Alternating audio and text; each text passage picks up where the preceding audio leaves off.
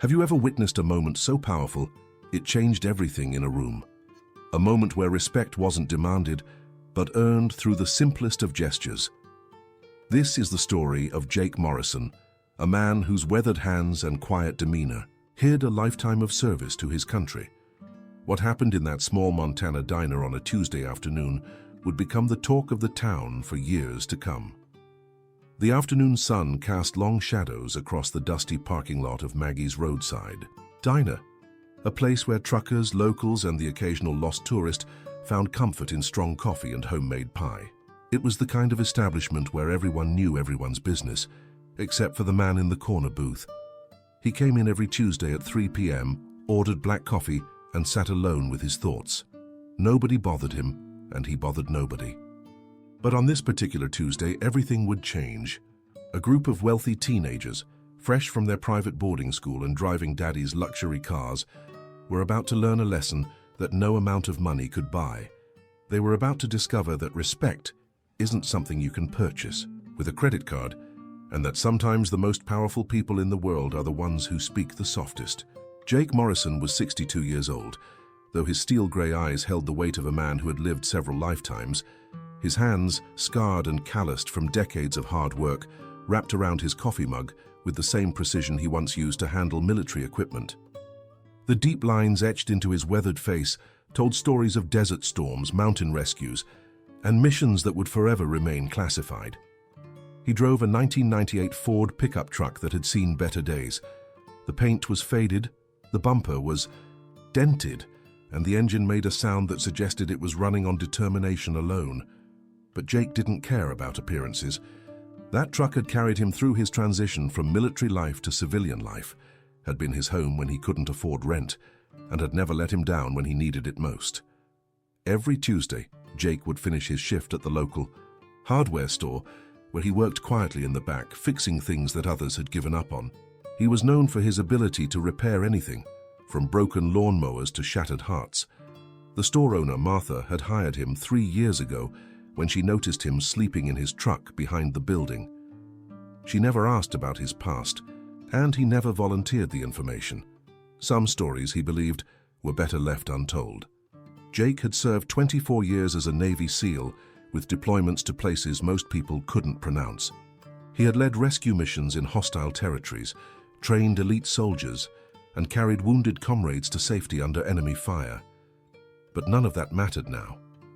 What mattered was the quiet dignity with which he lived his life, the way he helped his elderly neighbor with her groceries, and the fact that he had never missed a Tuesday at Maggie's diner. The sound of expensive engines purring into the parking lot disrupted the usual afternoon calm. 3 luxury vehicles, a BMW, a Mercedes, and a Porsche, pulled up to the diner, their pristine paint jobs gleaming in the Montana sun. Out stepped 5 teenagers, their designer clothes and confident swagger marking them as clearly out of place in this humble establishment. They were students from Whitmore Academy, an exclusive private school 2 hours away, on their way to a ski resort in Colorado. Their parents were lawyers, doctors, and business executives who had taught them that money was the ultimate measure of success. They had never known want, never experienced failure, and certainly never learned the value of humility. As they approached the diner, the leader of the group, a 17-year-old named Bradley Whitmore III, noticed Jake's old pickup truck parked next to their gleaming vehicles. The contrast was stark. His truck looked like it belonged in a junkyard, next to their automotive showcases. Bradley's lips curled into a smirk as an idea formed in his mind. "Hey guys," Bradley called out, his voice carrying across the parking lot. "Check out this piece of junk. I can't believe someone actually drives this thing." His friends gathered around, their laughter echoing off the diner's walls. "My dad's gardener has a better car than this," he continued, his voice growing louder and more mocking.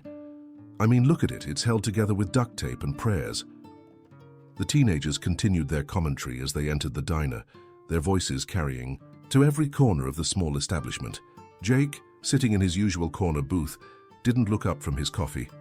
He had heard worse insults in his lifetime, faced down enemies who had done more than mock his possessions. But something in the way the other patrons looked at him mixture of sympathy and embarrassment made his jaw tighten slightly. Inside the diner, the teenagers continued their performance, seemingly oblivious to the discomfort they were causing.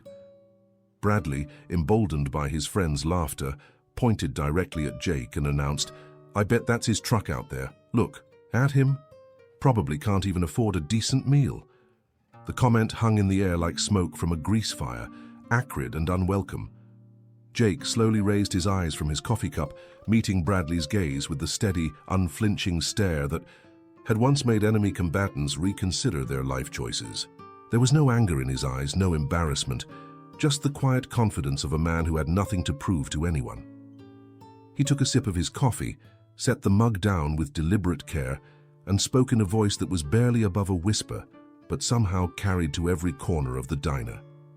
"Son," Jake said, his tone as calm as still water, "that truck out there has been more places and seen more things than you ever will. It's earned every scratch, every dent, and every mile on its odometer. Just like its owner." He paused, letting the words settle. "Maybe you should learn to judge things by what they've accomplished, not by how they look." The diner fell silent, except for the gentle hum of the coffee maker and the distant sound of traffic on the highway. Jake's words weren't delivered with anger or condescension. They were spoken with the quiet authority of someone who had learned life's lessons the hard way. He hadn't raised his voice, hadn't made threats, hadn't even stood up from his booth. Yet somehow his response carried more weight than any angry outburst could have. Bradley, unused to being challenged, especially by someone he considered beneath his social status, felt his face flush red. His friends shifted uncomfortably, suddenly aware that their entertainment had taken an unexpected turn. The other patrons, in the diner, truckers, farmers, and local workers, watched the scene unfold with the intense interest of people who recognized something significant was happening. What happened next would be talked about for years in the small Montana town. An elderly man sitting at the counter, wearing a faded Vietnam veteran cap, slowly turned around to face Jake. His weathered hands trembled slightly as he stood up, his eyes fixed on something he had just noticed. A small, almost invisible pin on Jake's worn jacket collar. "Navy SEAL," the old veteran whispered, his voice filled with reverence. The words cut through the diner's silence like a blade through silk. Every conversation stopped, every fork paused midway to mouths, every eye turned toward the man in the corner booth, who had just been mocked for his humble appearance. Jake's jaw tightened almost imperceptibly. He had never intended for anyone to notice the small trident pin, a symbol he wore not for recognition, but as a reminder of the men who hadn't made it home. He had hoped to finish his coffee in peace, to remain invisible as he had for the past 3 years. But sometimes the past has a way of catching up, no matter how quietly you try to live. The old veteran approached Jake's table with slow, deliberate steps. His name was Frank, and he had served 2 tours in Vietnam before returning home to run a small farm outside of town. He had seen enough war to recognize the look in Jake's eyes, the particular weariness that comes from carrying responsibilities, too heavy for most people to imagine. "Thank you for your service," Frank said simply, extending his hand. Jake shook it firmly, a brief nod passing between them, the kind of acknowledgement that exists between warriors who have seen too much but understand the weight of duty. 24 years, Frank asked, noticing other subtle indicators that spoke of long service. "Yes, sir," Jake replied quietly. "Served my country, served my brothers in arms, served the mission. Always the mission." His voice carried the weight of operations that would never be declassified, of decisions made in split seconds that had saved lives and changed the course of history in ways the public would never know.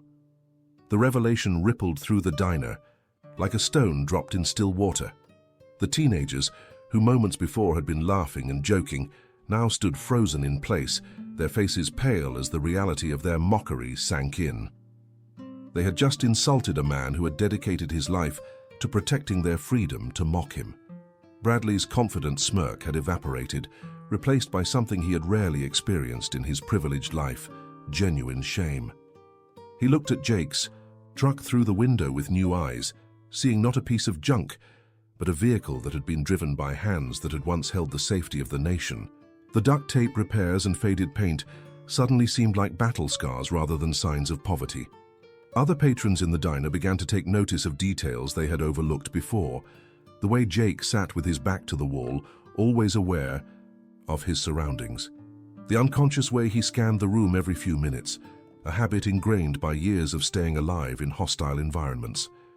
The respectful nods he gave to the elderly veterans who frequented the diner, and the way they deferred to him despite his humble appearance. Martha, the diner's owner, approached Jake's table with a fresh pot of coffee. She had suspected there was more to Jake's story, but had respected his privacy. Now, as she refilled his cup, she whispered, "Your coffee's on the house, Jake." "Has. Been for 3 years. Will be for as long as you want to come here." Jake nodded his thanks, still uncomfortable with the attention, but recognizing the gesture for what it was, respect earned through service. The teenagers huddled together near the entrance, their earlier bravado completely deflated. They whispered among themselves, debating whether to apologize, whether to leave quietly, or whether to simply pretend the incident had never happened. But the weight of their actions hung over them like a dark cloud, and they knew that walking away would only compound their shame. As the tension in the diner reached its peak, something unexpected happened. The low rumble of motorcycles could be heard approaching from the distance, growing louder by the second. Through the windows, the patrons could see a group of riders pulling into the parking lot, their leather jackets and weathered faces marking them as members of the local motorcycle club. But these weren't ordinary bikers. These were veterans, members of the Patriot Guard Riders, a group dedicated to honoring fallen soldiers and supporting active military personnel. They had heard about Jake through the Veteran Network, a loose confederation of former service members who looked out for one another. Word had spread that a SEAL was having trouble, and they had come to show their support. The lead rider, a burly man with graying hair and arms covered in military tattoos, entered the diner first. His name was Duke, and he had served in the Army Rangers before a roadside bomb in Afghanistan had ended his military career. He scanned the room, his eyes settling on Jake, and gave him the kind of nod that said everything without saying anything at all. More riders filed in, their presence filling the small diner with an energy that was both protective and respectful. There was Carlos, a former Marine who had served 3 tours in Iraq. There was Sarah, one of the few female combat veterans in the group who had been a medic in the Navy. There was Tommy, a young veteran who had lost his leg in Syria but had found purpose in serving his fellow veterans. Jake watched this unfold with a mixture of gratitude and embarrassment. He had never asked for help, never wanted to be the center of attention, but he also understood the code that governed their world. When one of their own was in trouble, the others came running. It didn't matter that his trouble was just a group of rude teenagers. What mattered was that he was family, and family looked out for family. Bradley stood frozen near the diner's entrance, watching as more veterans continued to arrive. The parking lot was filling up with motorcycles, trucks, and cars as word spread through the veteran community that one of their own needed support. He had never seen anything like it. Strangers coming together for someone they barely knew, united by something deeper than casual friendship. The weight of his actions pressed down on him like a physical force. He had been raised to believe that money and status were the most important things in life, that people should be judged by their possessions and their social connections. But watching these men and women, many of them clearly struggling financially, many of them bearing the visible and invisible scars of war, come together to support Jake, he realized how wrong he had been. His friends were pulling at his sleeve, whispering urgently that they should leave before things got worse. But Bradley couldn't move. Something inside him, something his expensive education had never taught him, was telling him that walking away would be the worst thing he could do. He had been raised to be a leader, to take responsibility for his actions, but he had never been taught what that actually meant. He thought about his father, a successful businessman who had taught him that weakness was something to be exploited, that showing vulnerability was a sign of failure. But looking at Jake, sitting quietly in his corner booth while a small army of supporters gathered around him, Bradley realized that true strength wasn't about dominating others, it was about serving something bigger than yourself. The choice was clear. He could walk away, pretend this had never happened, and continue living his privileged life without ever learning the lesson that was being offered to him. Or he could do something that would require more courage than he had ever shown before. He could admit he was wrong, apologize to a man who had sacrificed everything for his country, and try to become a better person. Bradley took a deep breath, pushed past his friends, and walked slowly toward Jake's table. Every step felt like a mile. Every eye in the diner seemed to be watching him, judging him. His hands were shaking, his mouth was dry, but he kept walking. When he reached Jake's booth, he stopped, looking down at the man who had served his country with honor while he had been attending prep school and complaining about his allowance. "Sir," Bradley said, his voice barely above a whisper, I need to apologize. What I said about your truck, about you, it was wrong. It was inexcusable." He paused, struggling to find words that could adequately express what he was feeling. "I don't know anything about sacrifice, about service, about what it means to put others before yourself. But I'd like to learn." Jake looked up at the teenager, seeing past the expensive clothes and the privileged background to something deeper. A young man who had just experienced his first real moment of moral clarity.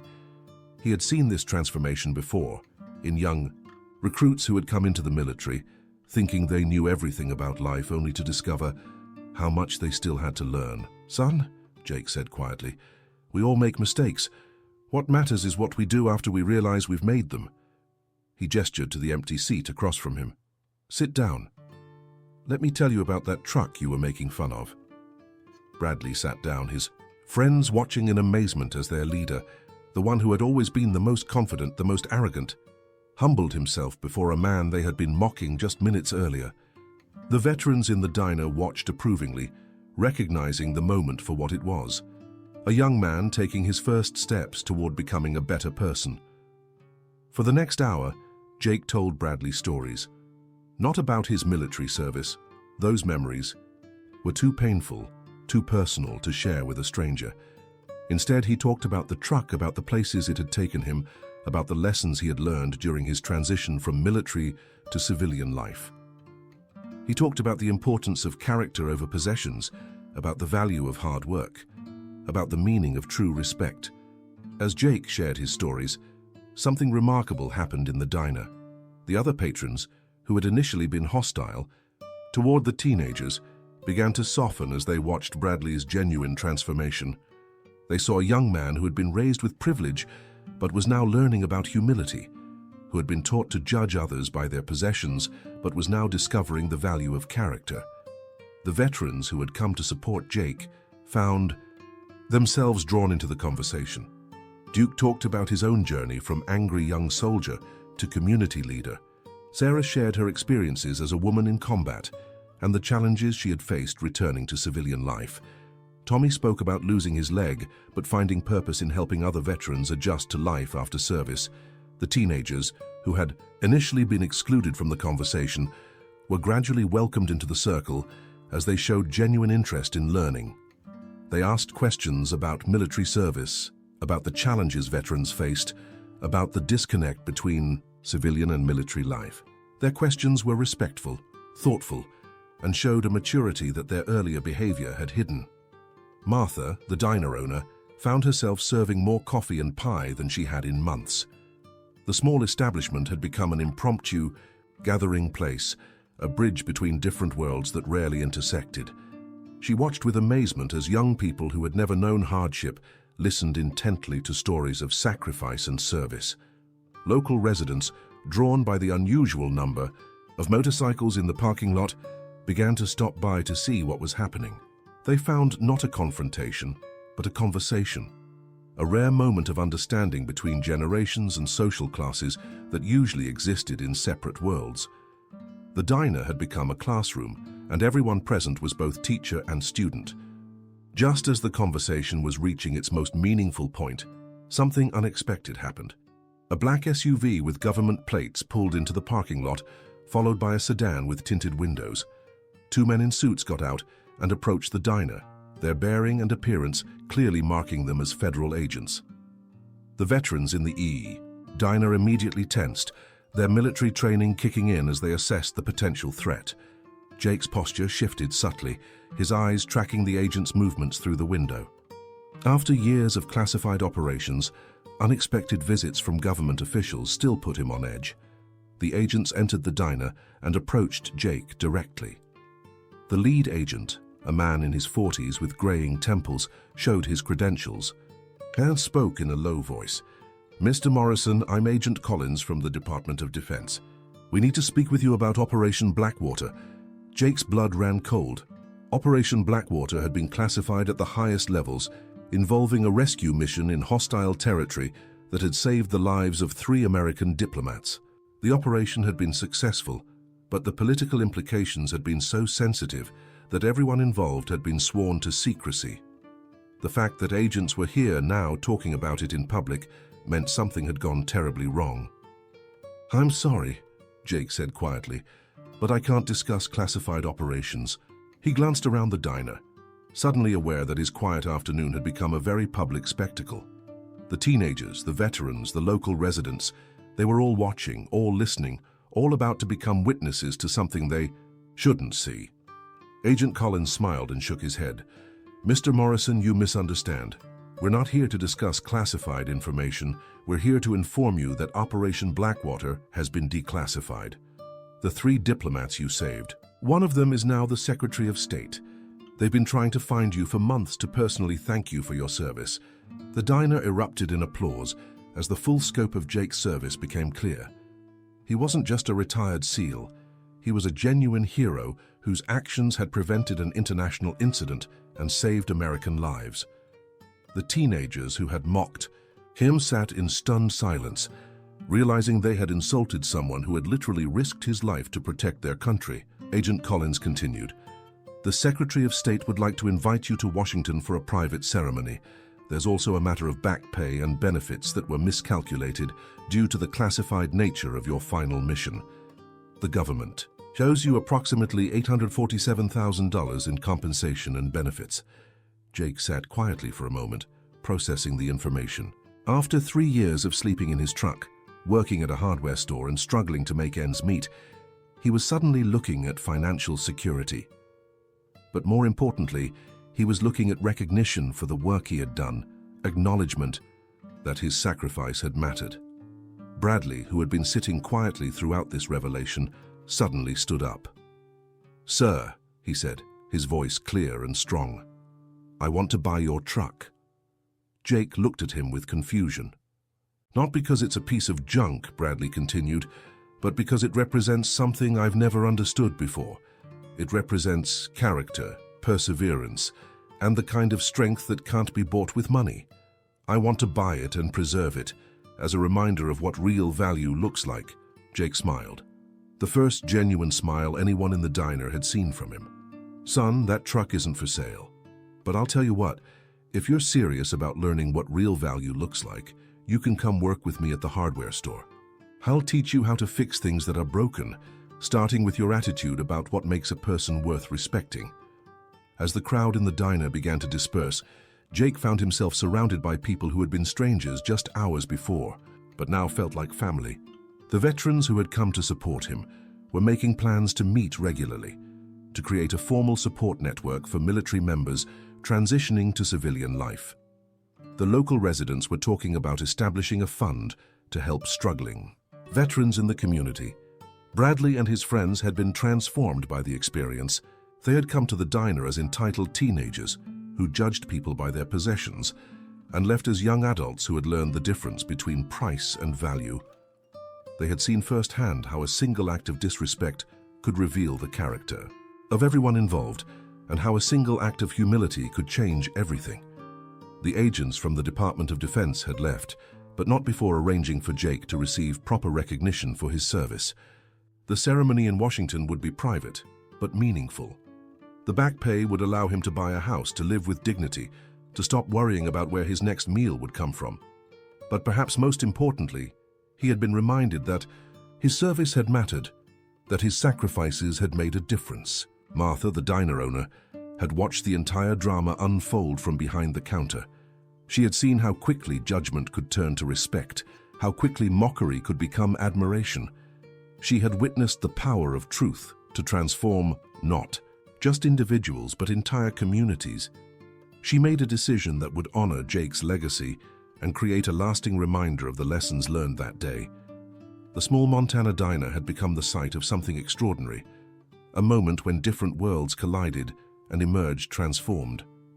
It was a reminder that heroes don't always wear uniforms, that strength doesn't always announce itself, and that sometimes the most powerful lessons come from the most unexpected teachers. Jake Morrison never did take that trip to Washington.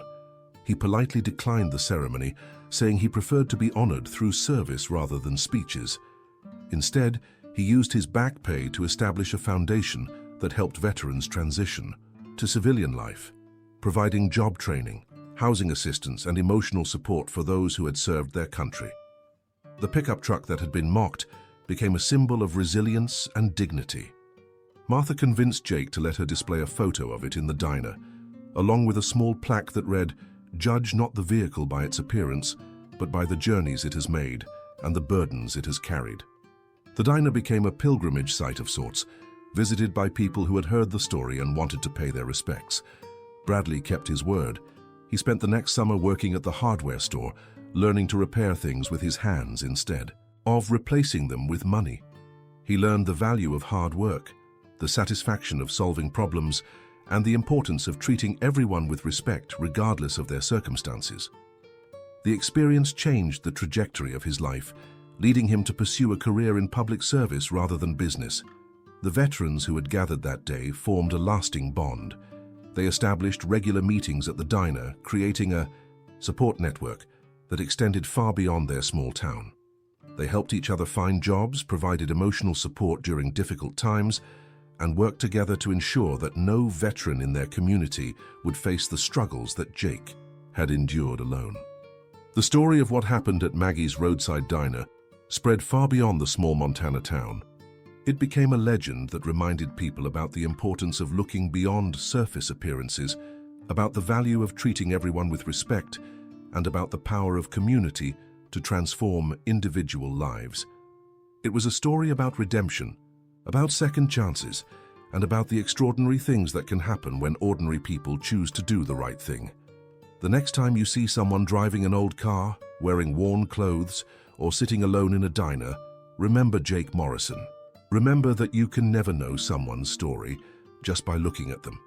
Remember that the person you might be tempted to judge could be someone who has sacrificed everything for others, someone who has earned every scar and every wrinkle through service and struggle. Remember that respect is something that should be given freely, not earned through displays of wealth or status. Remember that true strength often comes disguised as humility, and that the most powerful people are often the ones who speak the softest. Most importantly, remember that every encounter is an opportunity to choose kindness over cruelty, understanding over judgment, and growth over stagnation. You have the power to be like Bradley, to recognize when you're wrong, and have the courage to make it right. You have the power to be like the veterans who showed up to support someone they barely knew. You have the power to be like Martha, who created a space where transformation could happen. Have you ever misjudged someone based on their appearance? Have you ever had the courage to admit you were wrong and apologize? Share your story in the comments below, because sometimes the most powerful lessons come from the most unexpected teachers, and sometimes the greatest heroes are the ones who never ask for recognition. What would you have done in Bradley's situation? Would you have had the courage to apologize, or would you have walked away? Tell us your thoughts and share this story with someone who needs to remember that true worth isn't measured